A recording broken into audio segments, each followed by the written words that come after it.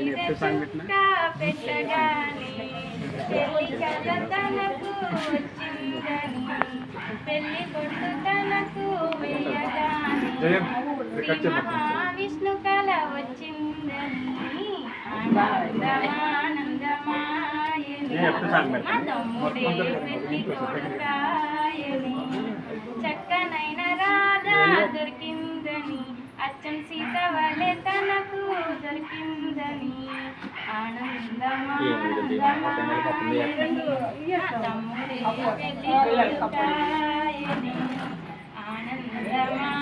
ఆనందమానందమాయని మా మణికంఠ పెళ్లి కొడుకాయని